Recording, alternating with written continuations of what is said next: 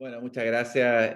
Primero que nada, Javier, te agradezco igual la invitación. Creo que estas son experiencias que uno debiera estar compartiendo, más que nada en el sentido de que nuestros países tienen casi los mismos problemas y tenemos los mismos desafíos, que en el fondo es lo que estábamos conversando recién, una gran cantidad y necesidad de tener atención oftalmológica y equipos que desgraciadamente no pueden seguir ese ritmo en cuanto a su formación, en cuanto a su capacitación.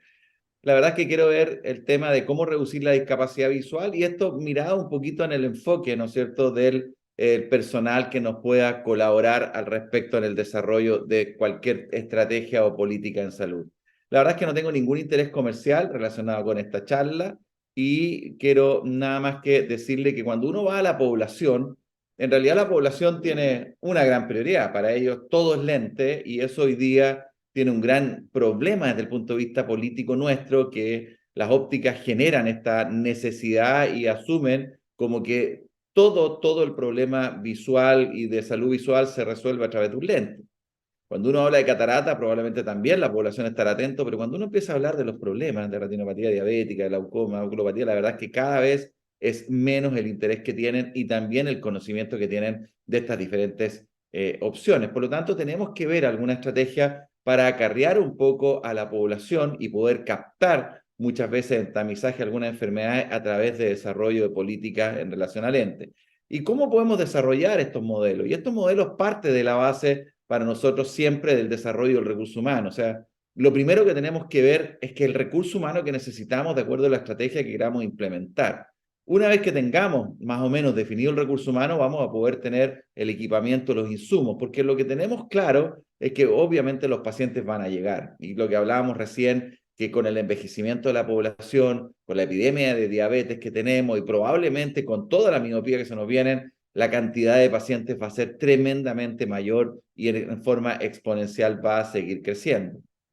Ahora, si nosotros vamos a hablar específicamente de lo que es el recurso humano, que es un poco el tema o lo que me atañe hoy día, en mi país existe el oftalmólogo que básicamente está encargado, ¿no es cierto?, de todo lo que es la parte del manejo de las enfermedades y de la refracción, y está también el asistente oftálmico del que voy a hablar específicamente, que aquí se llama tecnólogo médico en oftalmología, que más o menos tiene una condición en relación a los tamizajes y la refracción, y finalmente también la enfermera, de la cual no vamos a conversar mucho, pero ella está encargada básicamente de lo que es las coordinaciones de la cirugía, pero eso ya es un ambiente más intrahospitalario que también es importante hoy día por la comorbilidad de muchos de estos pacientes cuando queramos operarlos.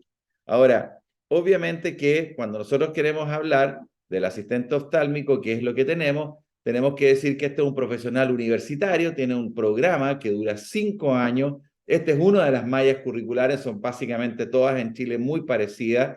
Y en el fondo, la gracia que tiene es que hoy día tiene un papel importante tanto a nivel primario, que es el nivel comunitario, como a nivel terciario, que es nuestra parte hospitalaria, y en el programa de salud escolar, y lo vamos a ver detallado en cada uno de esos eventos. Lo primero que le quiero comentar que desde el año 2003 partió, ¿no es cierto?, el desarrollo de la atención primaria en oftalmología. Creo que esto ha sido uno de los grandes beneficios que habían, porque históricamente cualquier paciente, desde aquel que estaba ciego o el que le dolía la cabeza, llegaba inmediatamente al hospital sin ningún tipo de priorización y por lo tanto muchas veces se perdían horas tremendamente importantes en pacientes que realmente lo necesitaban. Por lo tanto, el desarrollo de esta atención generó que toda evaluación va a pasar a nivel primario, donde hay un equipo de salud visual que está conformado por el asistente oftálmico y un oftalmólogo que va en un horario más reducido, donde se maneja todo el ámbito de la refracción, porque este asistente oftálmico desde el año 2006 puede entregar la receta de lente y pasa a aquel que tenga un diagnóstico de sospecha o real a un nivel terciario que ya es el que resuelve o el manejo de las diferentes enfermedades. Esto está en una guía clínica, en una norma nuestra ministerial. Esto se ha ido en el tiempo actualizando, pero partió como adulto mayor y hoy día prácticamente atiende a toda la población, excepto a la población entre 5 a 15 años que está manejado por este programa de salud escolar. Y si uno quisiera evaluar el recurso humano en relación a la distribución, bueno, tenemos claro que el nivel primario es el nivel que está en relación al tamizaje y refracción, un nivel secundario que podría generar algún diagnóstico, pero que nosotros en general a nivel secundario no existe, sino que a nivel secundario y terciario es el hospital de referencia básico donde se realizan los últimos tratamientos respectivos a los pacientes. Ahora, el objetivo del a nivel primario para nosotros sigue siendo la detección de los casos más relevantes en cuanto a evitar la prevención de la ceguera. Detectar los casos de catarata quirúrgica, retinopatía diabética en una etapa tratable, puede detectar la etapa inicial, pero cuando ya está en una etapa severa que hay que tratar, debe llevarlo al nivel terciario a manejar. El glaucoma, cuando hay una sospecha de daño moderado avanzado, o cualquier limitación visual por error refractivo, y estamos hablando básicamente del niño, pero aquí también tenemos el contexto de este programa de salud escolar que también lo realiza. Pero también la atención primaria tiene algo sumamente importante y que es el valor que le estamos asignando hoy día a la educación. Y nosotros hemos perdido mucho tiempo y muchos años en no educar adecuadamente a los pacientes. Después le voy a dar una pincelada con respecto a los mensajes que nosotros creemos importantes de entregar, pero en realidad la atención primaria para nosotros es como la captadora de cualquier caso que requiere una atención para poder prevenir una ceguera evitable o tratable. Yo creo que ese es el concepto final que nosotros tenemos que terminar haciendo. Y básicamente, hasta el día de hoy hay un flujograma muy importante, muy rápido de desarrollar, que es decir, un paciente, bueno, de tipo refractivo o tiene algún grado de sospecha de patología. Y esto básicamente se logra nada más que tomando la visión que mejora con el agujero estenopeico, y para eso nosotros tenemos claridad de que este paciente tiene que ser manejado con una consulta refractiva. Esto a veces lo hace incluso un técnico paramédico que llamamos nosotros antes de entrar al asistente oftálmico, pero también clasifica a un paciente y le da una prioridad para el desarrollo de una interconsulta a nivel superior.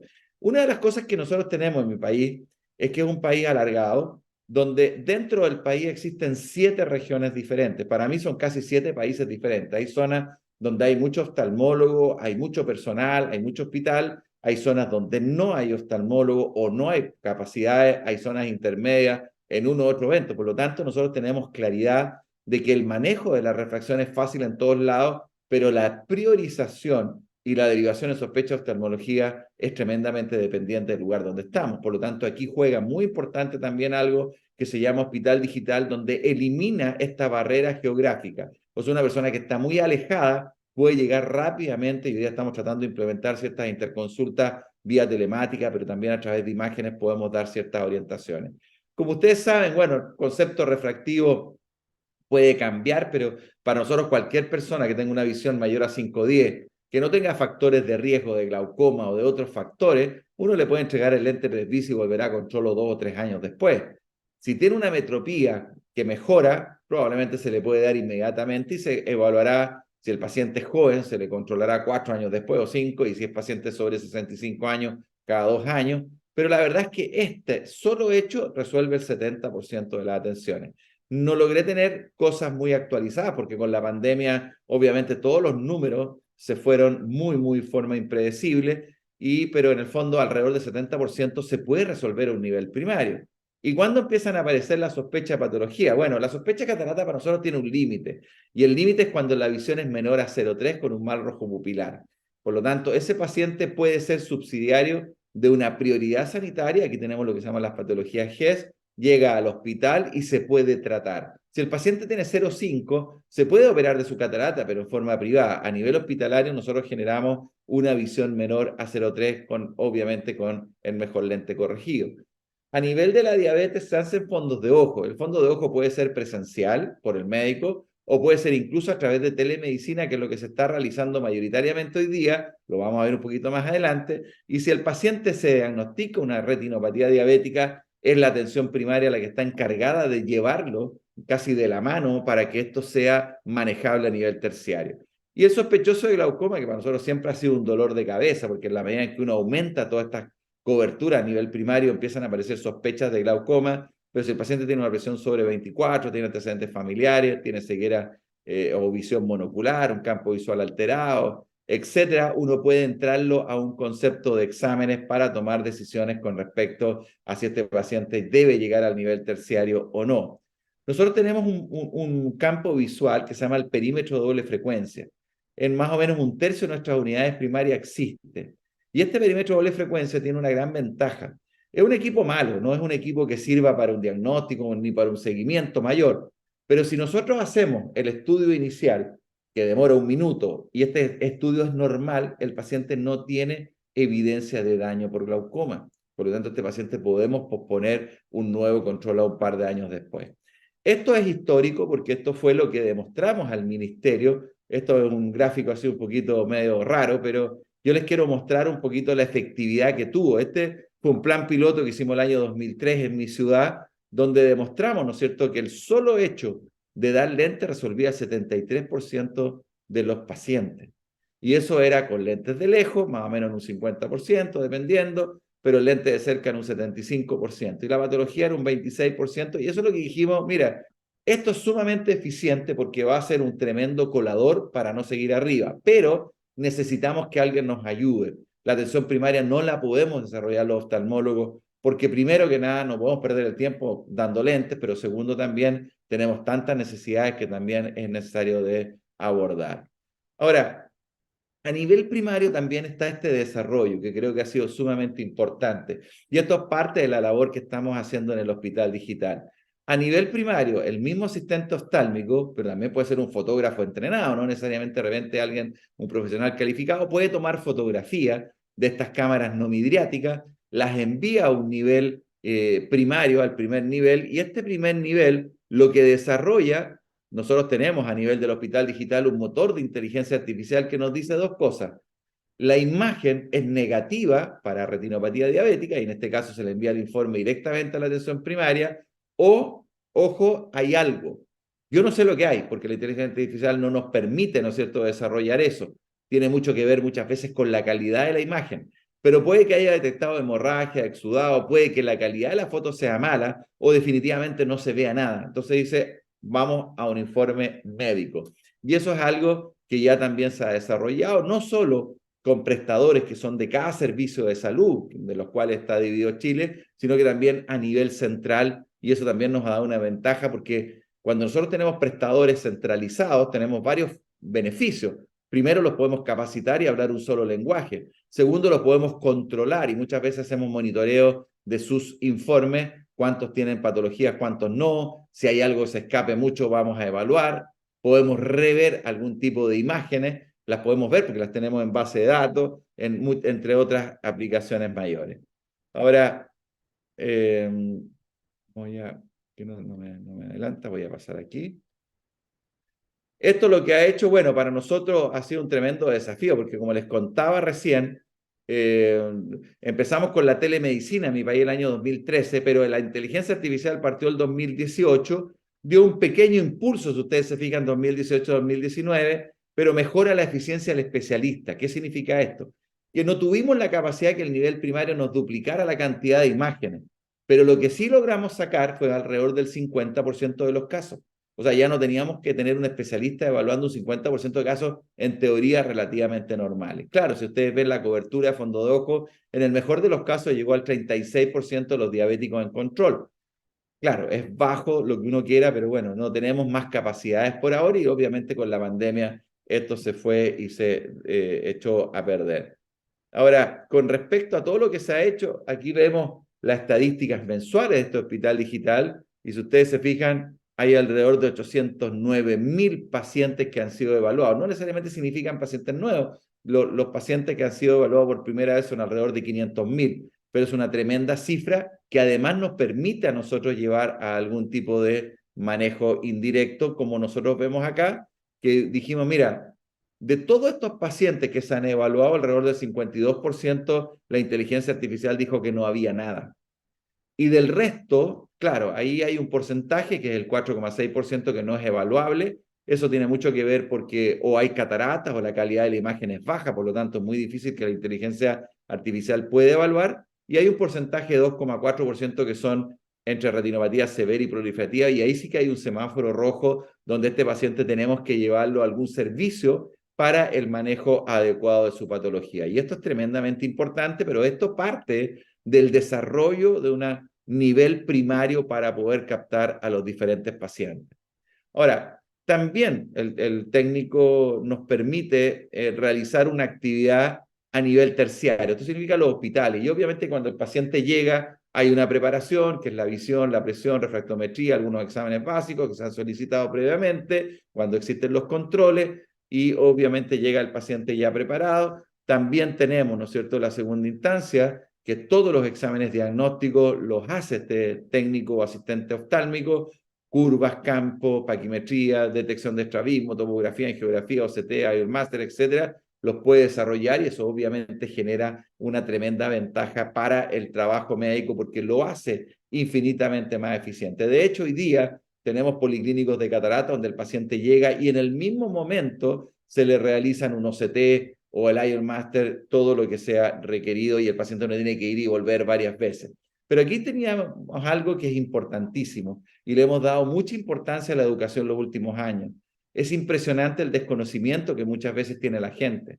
Todo el mundo piensa que un lente le soluciona el problema, como lo vimos en las primeras evaluaciones, y no tiene conciencia muchas veces de la enfermedad. Por eso es que nosotros tenemos, y después de desarrollar algunas guías de retinopatía diabética en conjunto con el doctor Martínez, tener algunos puntos claves para decirle, por ejemplo, a un paciente diabético. Lo primero, que para evitar cualquier daño en su ojo y en cualquier parte de su organismo tiene que controlar la diabetes, tiene que realizarse fondos de ojo periódico porque la visión no es indicador de una retinopatía, puede afectar a cualquiera, siempre el paciente diabético joven dice, no, es que a mí no me va a pasar porque esto le pasó a mi abuelita cuando tenía 80 años, pero claro, él es obeso y tiene una diabetes, obesidad a los 30 años, en cambio la abuelita tuvo una diabetes a los 75 cuando ya se le acabó la insulina en pan, que son cuadros totalmente diferentes en cuanto a su progresión, aunque es la misma enfermedad. Y cuando hay retinopatía, nosotros ya estamos tomando mucha agresividad y le decimos, usted tiene riesgo de ceguera, controle su diabetes, hágase los tratamientos que se le indican, porque los tratamientos no son para mejorar visiones, para evitar que siga perdiendo. Y finalmente, la fotocoagulación no mejora la visión. Ustedes no saben la cantidad de pacientes que hablan de que después que le hicieron el láser empezó a perder visión, que antes veía perfecto o viceversa. Y tenemos que decir que además la fotocoagulación solo retarda la progresión, no va a mejorar algo. Esos son mensajes clave, pero lo hemos ido aprendiendo en el tiempo. Y nos falta muchas veces comunicar. Muchas veces el paciente llega y dice, pero si yo tengo diabetes, me hicieron fondo de ojo, si está normal, ¿por qué voy a tener que volver? Esas cosas uno las ve. Lo mismo pasa con el glaucoma. El glaucoma es una enfermedad sintomática por año, progresivo, y que tenemos que decirle al paciente que puede afectar a cualquier edad, aunque mayor edad hay mayor riesgo. También tenemos que decir que es necesario realizarse exámenes oculares periódicos para, ya sea a través de un control de salud visual, un control de lente, podamos detectar el glaucoma porque es completamente asintomático. Y finalmente, una vez que los pacientes estén evaluándose, nunca abandonen sus controles o tratamientos. Sin un manejo adecuado, usted puede perder visión y quedar ciego. Y creo que son mensajes que uno tiene que aprender a darlo. Probablemente dependiendo del paciente que está al frente, pero tenemos que dar mensajes sumamente duros porque en definitiva los pacientes hoy día no entienden que estas enfermedades son crónicas y progresivas y como son asintomáticas, cuando ya llegan con daño visual obviamente no tienen ningún tipo de reversibilidad. Esto es nada más que para mostrarles una guía latinoamericana que desarrollamos con el doctor Jesús Jiménez, que está disponible en glaucoma para que ustedes la puedan consultar y van todos los temas, tanto médicos como no médicos. Ahora, el último párrafo que les quería hablar con respecto, ¿no es cierto?, a lo que es la asistente oftálmica, es el apoyo que nos da en los programas que se llama de JUNAEP. Mi país tiene un programa nutricional y de salud de la educación pública de Chile que es coordinado por el Ministerio de Educación. Este programa ha ido en aumento en la parte de salud. La parte de salud toma no solo lo que es la visión, sino que también la audición y el postural, sobre todo lo que es la parte de escoliosis.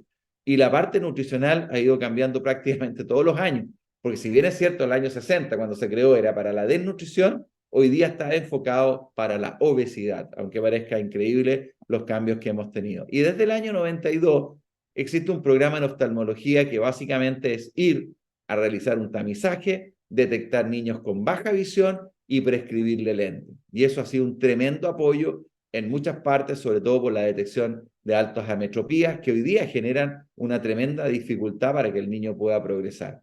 Ahora, ¿esto cómo se hace? Primero que nada, se usa una cartilla de visión, que es una cartilla especial, como la que ustedes ven aquí a la derecha. Esta es una cartilla que nos facilitó la UNICEF Argentina, que en el fondo tenía solamente 4 líneas de optotipo, siendo la última un poquito de Casabó, que es el 550, pero si el niño no veía 5-10 y se hacía un tamizaje muy focalizado a los 6 y los 12 años, se le derivaba al programa y también se hacía una detección de estrabismo. Y todo este tamizaje de visión lo desarrollaba el técnico o el asistente. Si un niño a los 7, 8, 10 años dice que ve mal, también se le puede hacer, pero se focalizaban al 100% de los niños a los 6 años, al 100% de los niños a los 12 años por el desarrollo de miopías tardías y a los 6 años para la detección precoz, ojalá, de un caso de ambliopía o alguna ametropía importante. Estamos tratando de bajar esto a los 4 años. No es fácil porque para nosotros lo obligatorio parte a los 6 años, pero hoy día prácticamente el 90% de los niños también están en cursos preescolares y creo que hemos tenido buenas acogidas para bajar este concepto. Y también el caso del médico hace la primera evaluación refractiva. Si el niño tiene una patología, obviamente vuelve a controles médicos, o si tiene una metropía considerada alta también vuelve, pero en el caso del asistente oftálmico, cuando hay una metropía baja, puede prescribir cada 2 o 3 años en controles y sobre todo si hay sospecha de enfermedades como estrabismo, alteraciones de párpado, también puede evaluar y desarrollar las interconsultas o las derivaciones. El programa funcionó muy bien y el programa funcionaba extraordinariamente bien hasta el año 2019. Si ustedes ven, incluso las metas de programación se cumplían y se sobrepasaban, los tamizajes al 100%, los ingresos igual, un poquito menos los controles, pero no nos olvidemos que los controles muchas veces dependen de la motivación que tenga la persona cuando se le deriva a control. Entonces, por último, no le puede decir, venga a control la próxima semana, y si el paciente dice, no, yo voy a comprarme el lente con mi médico particular, no va. Pero miren lo dramático que pasó con el primer año de la pandemia y no tenemos todavía, a pesar de que tenemos las cifras, algo oficial, lo que ha pasado el 2021 y lentamente se ha recuperado el 2022. Realmente la catástrofe que hemos tenido, yo creo que todos los países latinoamericanos con esta pandemia ha sido enorme, porque no solo tenemos problemas hoy día para atender a estos niños, sino que también hemos tenido muchísimos problemas para que los sistemas vuelvan a funcionar al nivel que estaban antes. Ahora, ¿cuál es el problema que tenemos? El problema es que el desarrollo de estos asistentes oftálmicos ha estado desde hace muchos años. Esto partió alrededor de los 60 en un centro de Santiago, posteriormente alrededor de los 70 ya era un programa más bien nacional, y lo importante es que yo creo que cada país debe desarrollar su equipo de salud visual. Tiene que tener equipos donde haya personas que nos puedan ayudar en el desarrollo de las estrategias que nosotros queramos desarrollar. El problema es que el asistente no es un pseudomédico y hoy día en mi país está apareciendo un poco eso. Y esto en realidad tiene que ver mucho con la falta de regulación de su actividad y así como las normas de competencia. Así como esto ha sido de un desarrollo vertiginoso, los ministerios nuestros habitualmente no les interesa regular nada. Cree que el paciente puede perfectamente ir donde ellos quieran, etcétera, y no ha sido eso. Así que nosotros hemos tenido muchas dificultades en estos últimos años. Hemos luchado muchísimo porque haya cierta regulación y en alguna medida existe ya algo más concreto, pero obviamente que esto ha sido un tremendo negocio para la parte óptica y ellos desarrollan estrategias, ¿no es cierto?, para entregar lentes y en definitiva eso significa que a todas las personas le digan oftalmólogo gratis o el chequeo gratis, ¿no es cierto? Y el oftalmólogo una cifra inverosímil, pero que en definitiva no es un oftalmólogo, sino que un asistente oftálmico y lo hacen pasar por oftalmólogo. Y por otro lado, nadie está hoy día fiscalizando si existen realmente las competencias para que estas ópticas estén entregando lentes. Yo creo que no sé la realidad que tengan ustedes, pero aquí ha sido como un boom porque obviamente es una necesidad que faltan, pero también es una falta absoluta de regulación que depende del ministerio. Y en un ministerio durante 2 años luchamos por cambiar cosas, hemos cambiado algunas, pero en definitiva lo medular tampoco ha sido posible regular. Y esto es lo que nosotros tenemos. Examen oftalmológico a domicilio. Hasta la vestimenta corresponde a un asistente oftálmico. Examine su vista abajo. Consulta oftalmológica.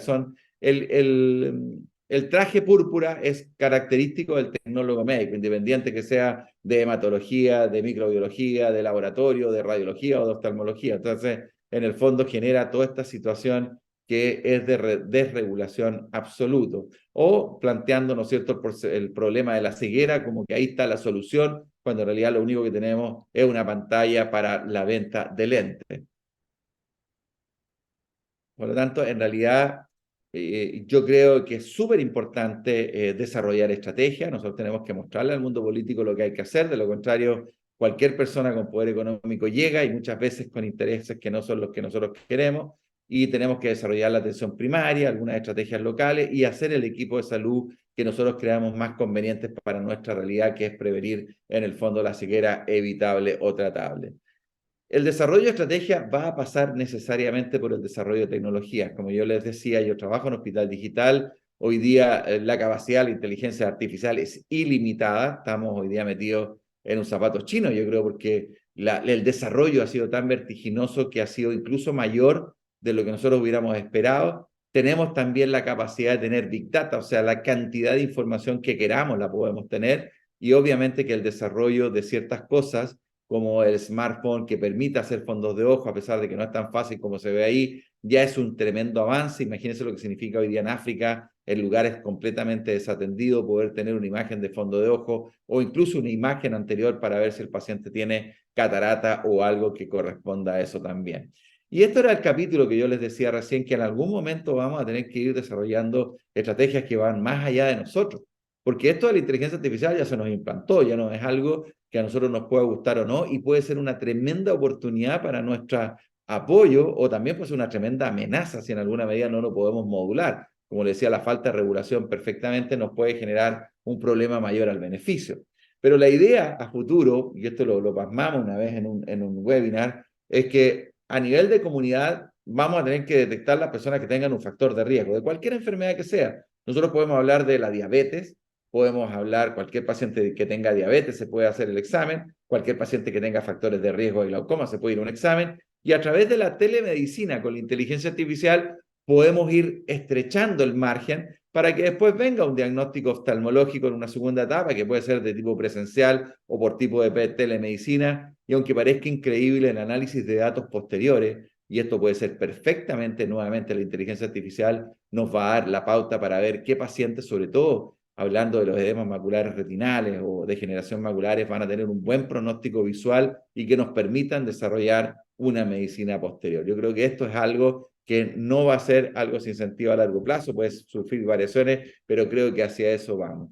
Por lo tanto, yo creo que es importante formar equipos, eso ya lo tenemos clarísimo, desarrollar estrategias, como dijimos, siempre orientadas a la población más vulnerable con esta atención primaria. No nos olvidemos del uso de la tecnología. La tecnología nos va a ayudar mucho. Yo creo que no es una gran amenaza. Yo creo que tenemos que nosotros saber modularla para que no nos genere problemas. Y no nos olvidemos de algo sumamente importante, que es tratar de hablar. Y tratar de hablar significa cabildeo con las diferentes autoridades. Muchas veces puede ser legislador, y yo creo que el legislador, para mí, la experiencia ha sido la peor que hay, y con la autoridad política sanitaria, que son los ministerios de salud, más o menos bien, pero en general sufren tantos cambios que de repente uno queda totalmente descolocado. Y creo que una de las cosas importantes que uno tiene que saber es que cuando va a hacer una negociación de cabildeo, tiene que saber perfectamente quién es la que va a estar ahí, ya sea la persona de audiencia, y saber cómo podemos venderle para que compre una idea. Y eso tiene que ver mucho con que nosotros tenemos que tener la mejor idea posible y tenemos que tener el arte de la presentación. Cuando nosotros vamos a los legisladores tenemos 10, 15 minutos para hablar con ellos. Más de eso ya no nos van a tomar en cuenta y tenemos que ir claramente a hablar, muchas veces con sus ideales más políticos, para ver dónde caer dentro de las mayores coberturas, las mayores equidades en atención, etcétera. Pero si vamos al ministerio, vamos a tener que ir con una buena idea de cómo desarrollar una cierta estrategia a un nivel primario, ojalá prácticamente autosustentable, que no le cueste nada, pero que en el fondo pueda significar un aporte importante a esa comunidad en cuanto a la prevención de la ceguera. Y esto partió hace muchos años cuando nosotros tuvimos que hablar de transmitir el mensaje cuando tuvimos la posibilidad en 2004 de hacer este Comité Nacional de Prevención, Ceguera y Salud Visual 2020 con el ministro de Salud en esa época, con el presidente, con la presidenta de la Cámara de Legisladores, y eso en el fondo hasta el día de hoy es un papel que está, se hizo en constitución legal. Entonces cada vez que tenemos que formarnos o tenemos que ir a hablar, nosotros le presentamos este papel, que es un papel ya que está de color añejo, pero en el fondo nos permite decir, mira, que hay una instancia que nos permite tener el problema sobre la mesa para poder buscar soluciones. Así que yo quería eso otra vez lo mismo, y ahí con la autoridad legislativa, ¿no es cierto?, en la presentación, y solamente quería agradecerle una vez más toda la atención y bueno, encantado de poder conversar o evaluar lo que ustedes quieran plantear y poder solucionar comentarios o dudas. Así que muchas gracias una vez más, Javier, por la invitación, Luis, por la presencia y, por supuesto, abierto a cualquier consulta. No, muchas gracias, doctor. Muy interesante la presentación, la conversación. Este, Creo que tenemos algo muy parecido acá, aunque también pienso que la atención primaria ustedes la tienen un poco más fuerte que nosotros, ¿no? O sea, acá nuestra atención primaria está muy debilitada. eh, Uno, dos, los asistentes técnicos que ustedes llaman, nosotros los tecnólogos médicos especializados en optometría, que son los que nos deben apoyar, no tienen un título universitario, tienen un título a través del Ministerio de Educación como tecnólogos, ¿no? Y no hay un equipo. O sea, quizás puede haber un equipo de repente en las grandes ciudades, en las grandes clínicas, pero a nivel primario no conformamos, me parece, un equipo. Y tercero, lo que mencionaba en relación a las normas, ¿no? O sea, las normas sí les permiten a los tecnólogos médicos trabajar en conjunto con el oftalmólogo. Sin embargo, justo lo que decían los legisladores, los congresistas, en estos momentos hay un proyecto de ley que ha llegado a la sociedad en el cual quieren que los ópticos, ya hablando de los que biselan, ¿no? Los que eh, hacen el montaje, quieren también ser parte del- de- de la atención primaria, ¿no? Entonces, también ahí hay un problema. Entonces, me parece, sí, que tenemos que fortalecer todos, que trabajar en equipo, trabajar con las autoridades, con el Ministerio de Salud, un poco más cercanos para evitar lo que usted también mostraba, ¿no? O sea, toda la propaganda en las ópticas, medida de la vista gratis por el oftalmólogo, cuando no es el oftalmólogo, están vestidos igual de blanco que acá con el médico. Entonces, creo que es importante, sí, el trabajo en equipo como usted manifestó, ¿no? No sé si alguien quiere hacer alguna pregunta, algún comentario. ¿Tú, Luis? Bueno, sí, felicitaciones Fernando por el trabajo, me ha parecido muy interesante y efectivamente, como dice Javier, estamos acá muy atrasados en la atención primaria de la salud. Hace muchos años, siendo más joven, hemos tenido la experiencia de hacer campañas de atención en puestos satélites, un poco para conocer la realidad de las necesidades de la atención oftalmológica primaria. Y efectivamente, la mayor parte de este grupo necesitaba refracción. Y eso solucionaba en gran parte el problema de esa masa. Y un 20 o 25%, como lo ha manifestado, sí requería de otro tipo de atención ya en consultorio especializado, ¿no? O sea que, pero eso ha sido solamente campañas o impulsos momentáneos, no un programa que sí creo que es importante tomar el ejemplo de lo que han hecho ustedes para que acá se trate de implementar y solucionar un poco esta demanda primaria que no resolvemos todavía. Felicitaciones, Fernando. No, muchas gracias. Yo asumo que en realidad el camino de la estrategia de la atención primaria es lo único que nos puede salvar un poco.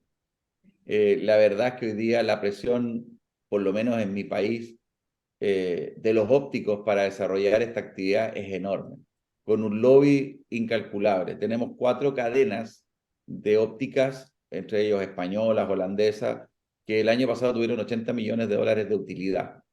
Y con Mm. esto la mitad o un tercio fue vendiendo el filtrito azul, que esto ustedes no sé allá si está tan de moda, pero acá le colocan filtro azul a cualquier persona, desde 6 meses hasta 99 años, ya vendiéndolo a 3 veces el valor real.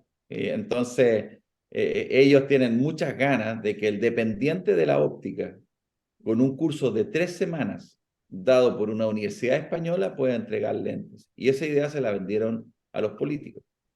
Nosotros logramos parar esto a través del ministerio y nuestra mayor argumentación fue que las ópticas no son instituciones de salud, por lo tanto su objetivo no es sanitario. Y eso en realidad no decía nada de tipo agresivo, lo que estaba tratando de decir es que es un puro comercio.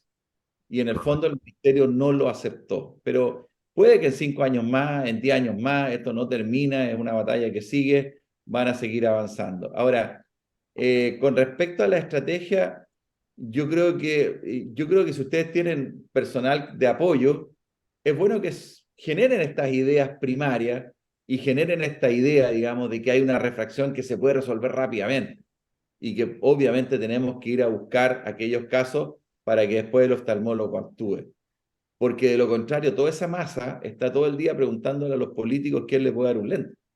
Y nosotros eso lo vivimos el año 2005, 2008, cuando esto partió así como el boom, como el primer proyecto de optometría, y nosotros finalmente lo único que logramos fue dejar libre la venta del lente de cerca, por ejemplo.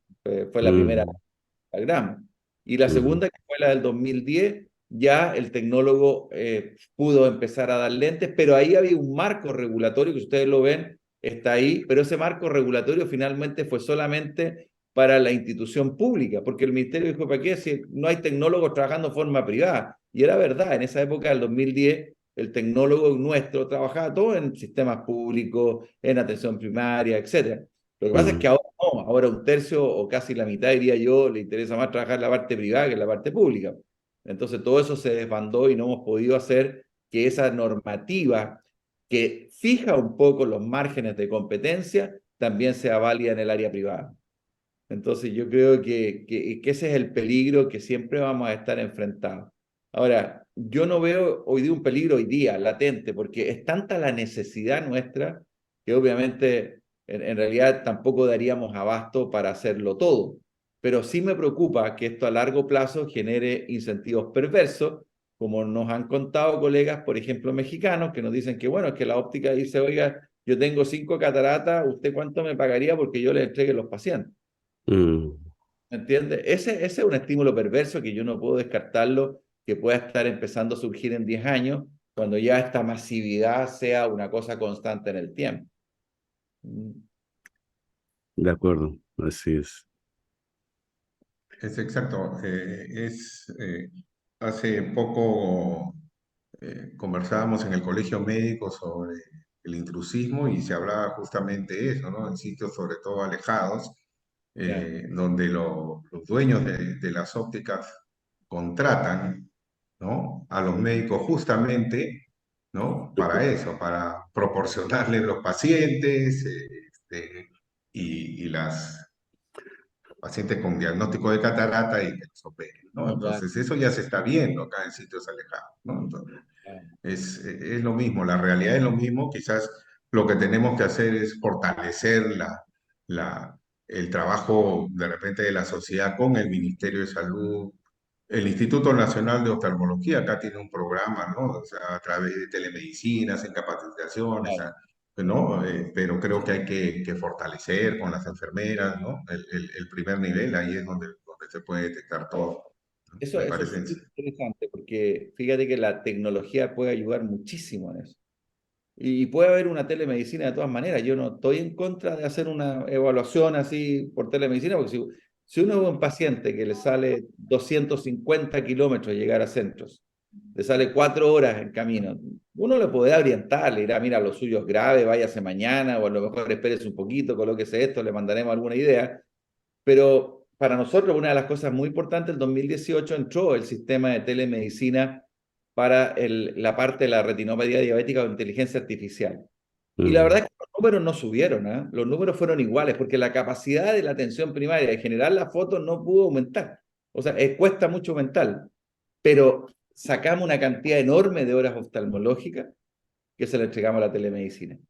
Y ahí no había el concepto legislativo que decía que ya no se están haciendo fondos de ojo por culpa de los oftalmólogos, porque eso salió en algún momento en los diarios, sino que decir, bueno, las capacidades están al máximo, el ministerio está haciendo su mejor esfuerzo y se acabó el tema y nos bajan los decibeles a nosotros. En la medida en que nos integremos a ciertos programas ministeriales, claro, ya la responsabilidad va a caber más en ellos que en nosotros.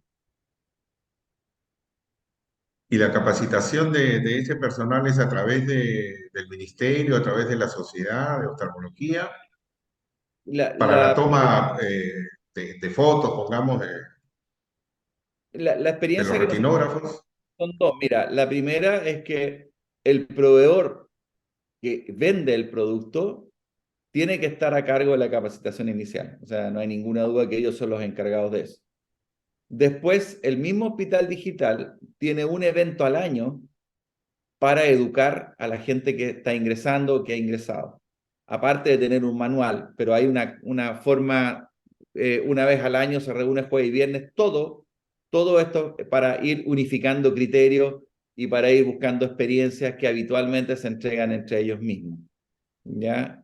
Entonces, yo creo que es enriquecedor mucho y la verdad es que es una cosa bastante mecánica. Las cámaras que usamos son cámaras no midriáticas y las cámaras no midriáticas tienen la ventaja que sacan buenas fotos hasta los 55 años. Después de los 60 empieza a haber cierta opacidad y ahí le decimos, mira, si la foto es de mala calidad, no la suba, dilata al paciente.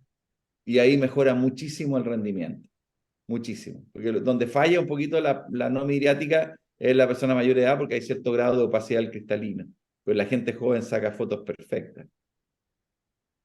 No estamos usando gran Por lo que ángulo, sí, no, solamente el ángulo pequeño, pero es un poco también de costo. La tecnología de la retinografía de gran ángulo es tremendamente cara, para nosotros por lo menos hoy día. sí.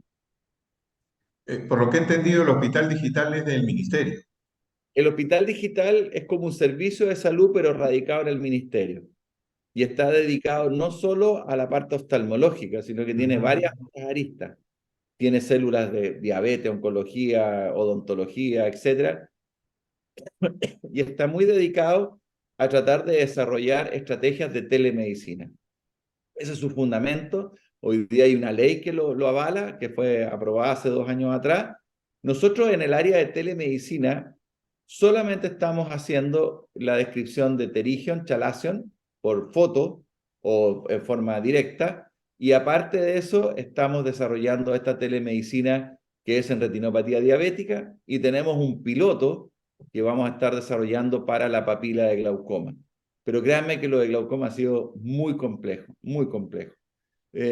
Porque habitualmente, aparte de la fotopapila, tenemos que tener otro examen. O sea, no nos podemos quedar Claro. solo con eso. El falso es muy, muy alto.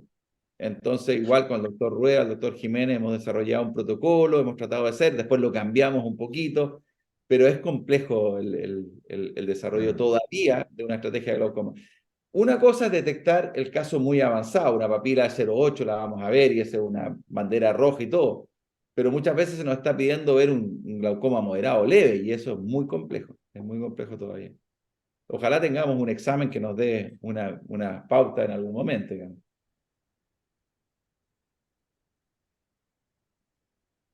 No sé si alguien del auditorio quiere hacer alguna pregunta, algún comentario.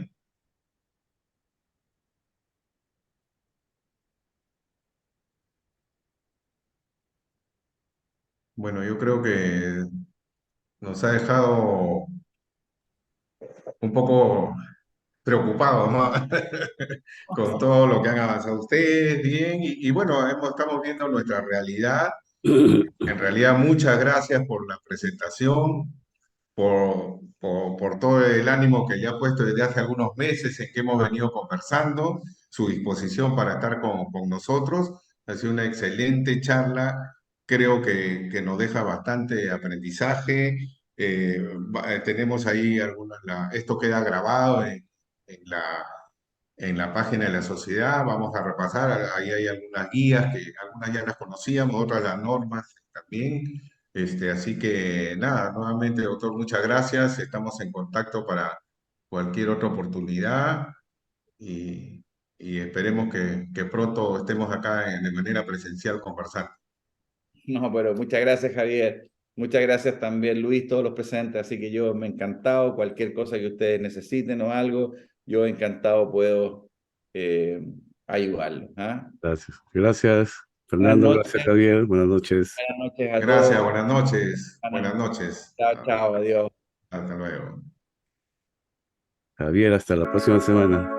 Sí, chao, Al nos vemos. próximo mes, el próximo mes, sí. Sí, Chao. hasta luego.